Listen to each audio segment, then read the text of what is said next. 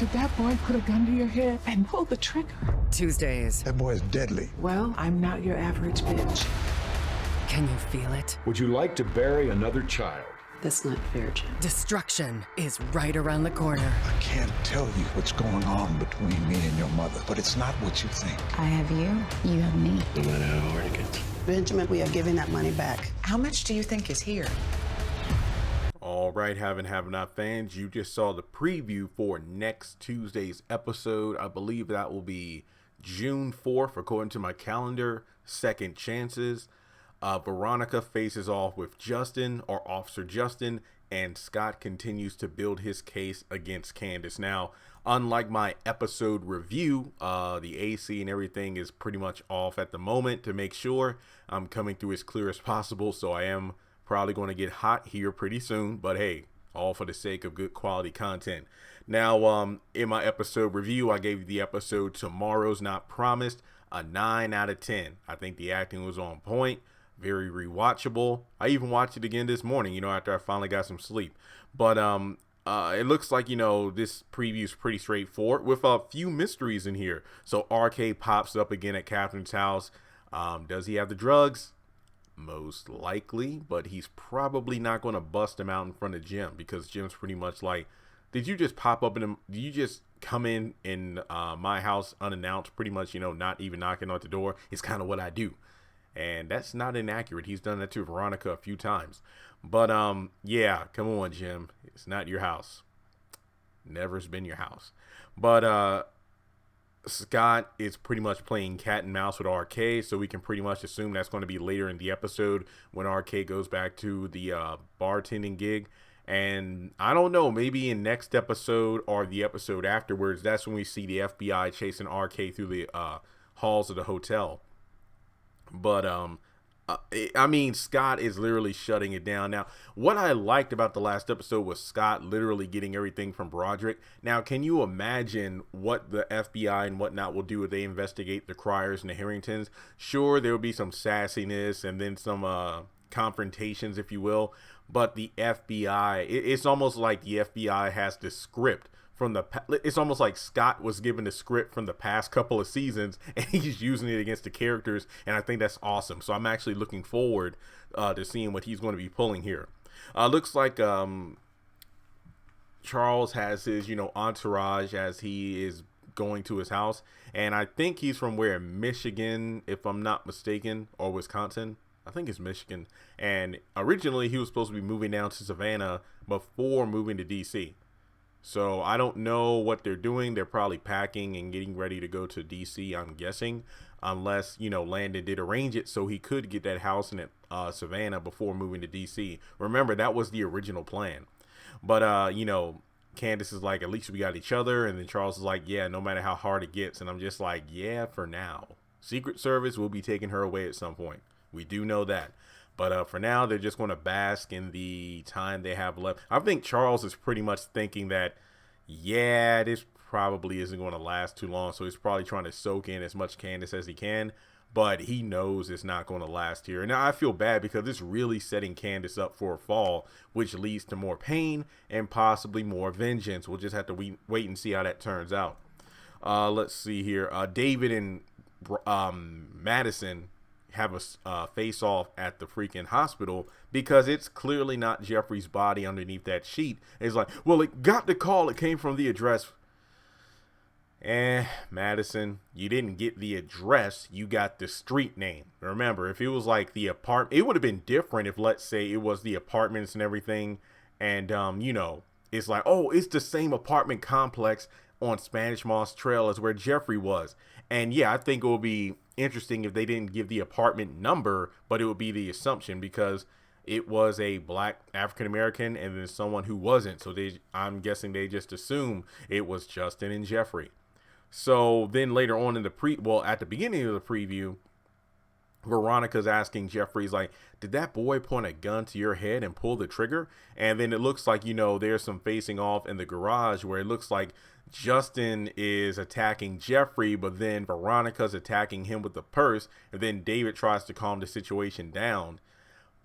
And I don't want to come into this episode with negative feelings, but this is already rubbing me the wrong way, because now we most likely still have Jeffrey defending Justin, even though this psychopath pointed a gun and pulled the trigger at the both of you. And I think David is even in the preview going, this thing between you and your mother, it's not what you think. So pretty much, you know, Jeffrey's going to be at David's house again, will probably drag things in the wrong direction. Like, well, you're telling me not to be with Justin, yet you're still with mom. Shut the hell up, Jeffrey. God. But it looks like Veronica's at the police station, probably pressing charges against Justin, leading to his arrest. And I think we all can't wait to see that. But I think that Jeffrey needs to be put into counseling or something. I mean, he tried to help Justin and Wyatt and everything, but he needs to be put into rehab himself. Just this, oh my God. Okay, so let's see here. Just want to make sure I didn't skip anything. The big mystery is like, whoa, based off the dialogue the banker had, like, how much do you think is in here? What the hell happened to the money? It wasn't Jim. I don't think it was Jim. But I don't think it was Benny either. He's not smart enough to move that much money. But where the hell did it go? Did Jim hire another Oscar behind the scenes and he got the money? I don't like where this is going. Could this be another Jeffrey mystery where it's like, oh my God, Jeffrey's dead, but he's really not? In this case, like, oh my God, the money's not there, but then it really is. I just want the money to go back. This plot line, look, they've already resolved it. Benny will get the interest, and then, you know, Hannah will work to pay it off with Benny. Why are we dragging this out? Just let the money go back to the Criers. And look, I get it. People feel like, well, Jim doesn't deserve the money. It's not even Wyatt's. Just give the money back and let them fight between themselves. It's just no need for that particular drama to be drawn out anymore. But overall, looking at the preview, it looks pretty good. And then another thing, you know, why did they write Catherine to be so naive? What kind of hit? What? It's like, you know, when Vinny had Wyatt at the bar and it's like, look, you're not leaving until you pay the money. And then, you know, Wyatt called his dad to get the money because, you know, the drug deal, well, Vinny wanted his money up front. And then it's like, Catherine's like, well, you don't think they're going to hurt him? And he's like, no, Catherine, they'll give him milk and cookies. He's a drug dealer. Why are they making Catherine so ignorant to what, you know, the mobster lifestyle is like? It's the same attitude she has towards going to jail. Just like Wyatt is, well, yeah, hand me over to the Malones. It'll be better than staying here. And it's like, when you're in the situation with the Malones, you will not really feel the same way. Wyatt is just written to be a weak character because it's like you were talking all this crap like, yeah, I'm going to tell the DA. And you and mom and the Harringtons, you're going to jail. Well, you're going to jail too, son. Yeah, I don't care. Then when he's in that jail, and remember, this is when Jim orchestrated things to look like Wyatt was actually in jail, but it was a secure area until, you know, Toxic got into the equation. He was acting like a little bitch. Now all of a sudden you want to act all big and bad again. Kind of like Broderick last week, acting all smooth and debonair. Now he's literally up there pissing his pants because, you know, Scott has Homeland Security on the phone.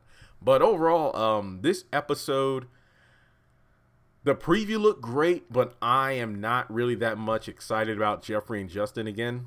I don't want to speak negative things about this episode before it comes on, but just based off the preview, I'm pretty sure Jeffrey's just going to be acting like a dumbass again, but whatever. So with that being said, let me know your thoughts on the preview for next week, Second Chances. As always, give this video a thumbs up if you liked it. Comment your thoughts below, hit that subscribe button, and I'll talk to you soon. Congratulations on making it to the end of this video. If you like what you just saw, make sure to hit the thumbs up button, or if you have anything you would like to add to the video, make sure to leave your thoughts in the comment section below. If you want to keep up with me on social media, go to the description box. All of my links for social media are right there. Also, if you feel like you would like to donate to the channel, make sure to click on the link to PayPal. Any amount helps. $1, $5, $20. As a full-time YouTuber, any support from my fans really does mean a lot to me. Finally, make sure to hit the subscribe button as well as the bell notification icon. That way you're kept up to date on any new content I post to the channel. Once again, thank you so much for tuning in, and I'll talk to you in the next video.